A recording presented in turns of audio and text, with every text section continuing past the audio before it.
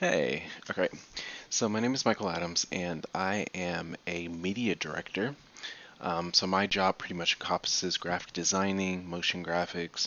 So I've dabbled a little bit in some of these softwares. Um, my strong suit is editing for videos. So I usually use After Effects. I use Premiere Pro, Photoshop, a little bit of Cinema 4D in my daily workflow. So it was really cool learning Maya and Unity um, because it pretty much has some of the same. They all pretty much have the same features, even though Unity is kind of like an outlier because it's for game development, like game development solely.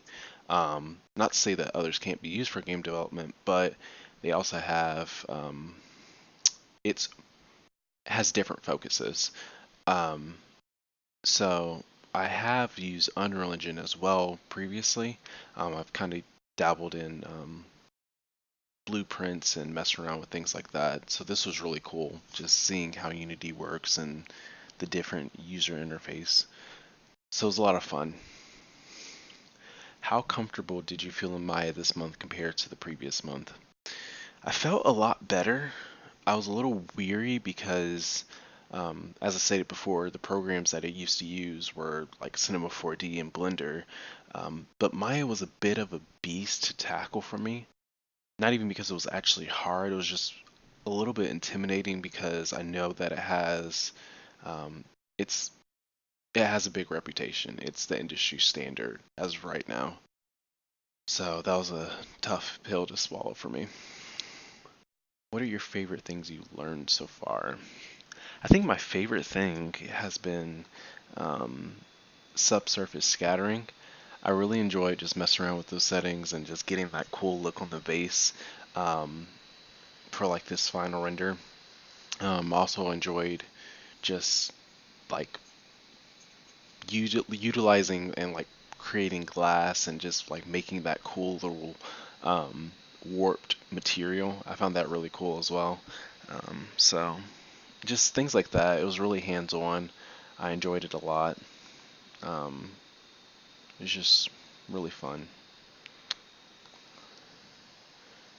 Which part was the most challenging? Why? Um, I would say that learning the user interface was the hardest part for me. Because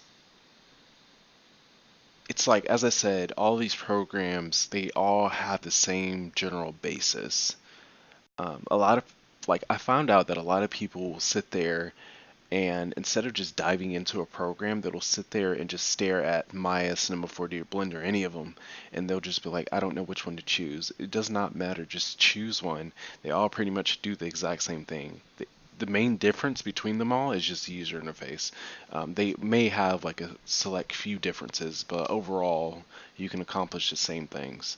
Um, so, yeah, sorry, that was just a little pet peeve of mine. But yeah, I would just say that learning the new user interface was the hardest part for me, um, along with like the camera movements with the mouse and things like that. Because there were some moments where I didn't have my uh, wired mouse with me, and I would try to like move it around. It was kind of difficult to do, so I would have to go under like um, view and then camera tools just to get like the track tool, just so I can actually move this around. So it's just things like that where it was kind of a hassle instead of just using like the arrow keys or something or WASD. So, yeah. Which projects are you proud of? I would say that I am most proud of this balcony scene that I made. Let's see if I can get that pulled up real quick. Uh,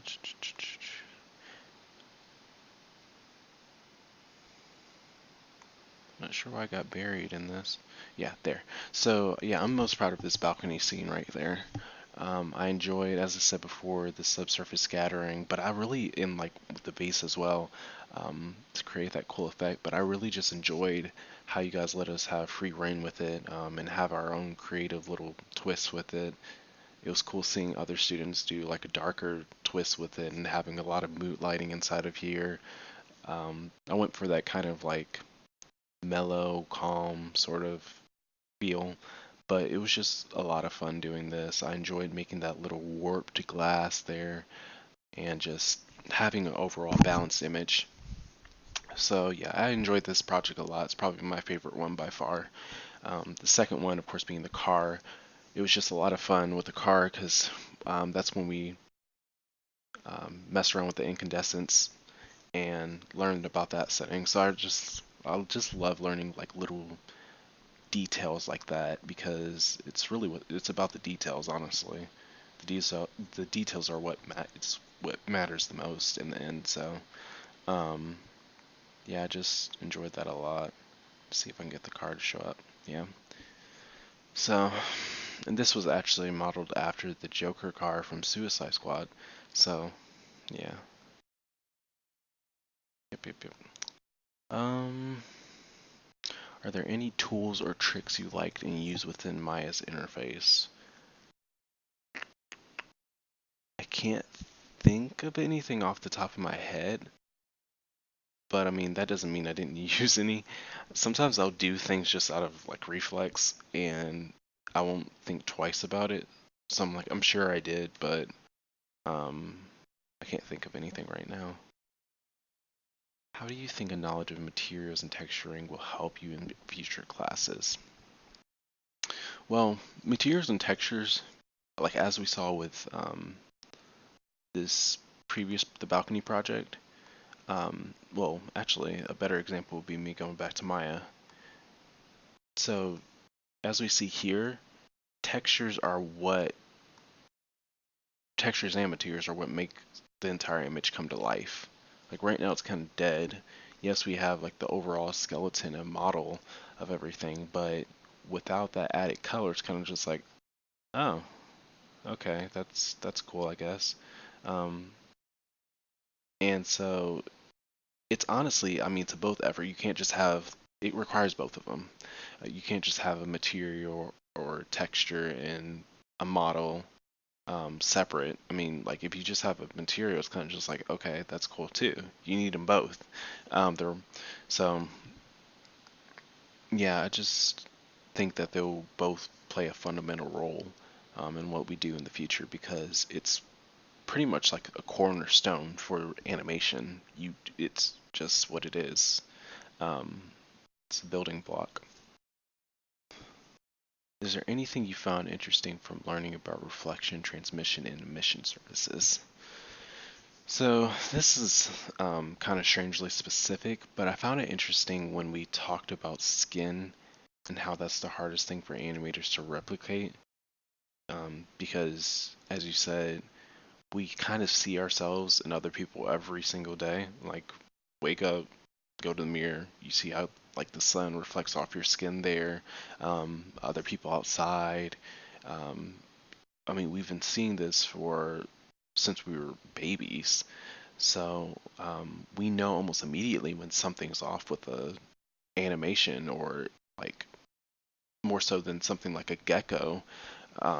We may notice something's wrong with the gecko, but still we will notice it way more um, faster with another human because we see ourselves every day, as you said. So I found that really cool, and that was. I just hope that in the future we kind of dive more into that and we can play around and learn how to make photorealistic stuff. Um, what are your thoughts on Unity and Painter?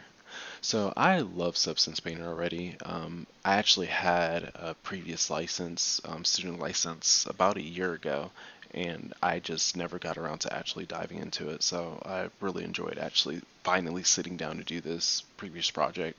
Um, the UI is very sleek and aesthetically pleasing.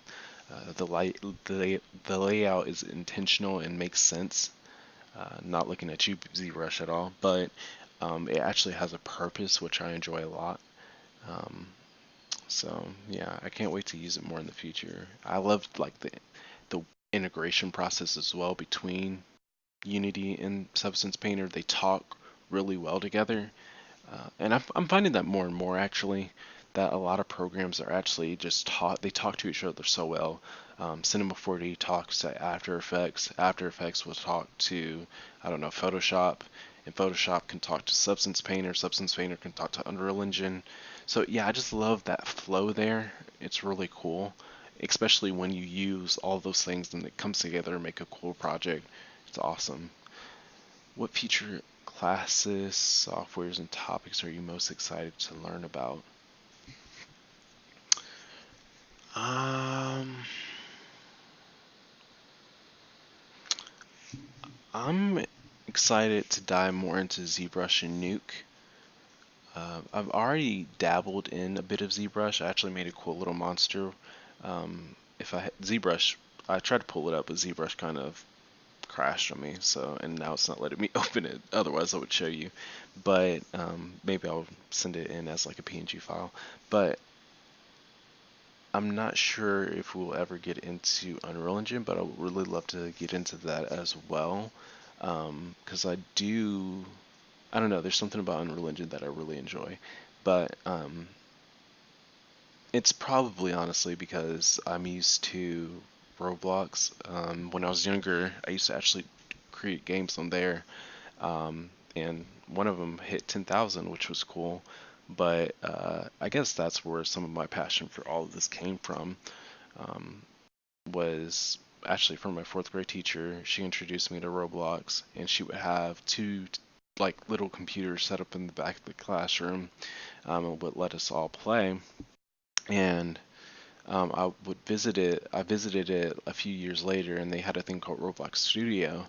And it's honestly, Roblox is getting to the point where it's a baby Unreal Engine or Unity engine. It's kind of scary. They've actually recently released, what do you call it?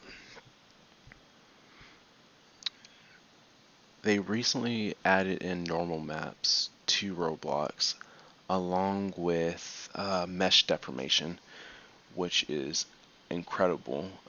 So now we have bendable rigs and things like that. Um, and you're now able to actually make money off of it. So yeah, it's just really cool learning on there. And I've actually, that's how I kind of learned Unreal Engine. When I first went into Unreal Engine, I was surprised as to how much I actually already knew. Um, because yeah, it's kind of just native. It's weird, but I'm just really excited for what the future holds. So thank you.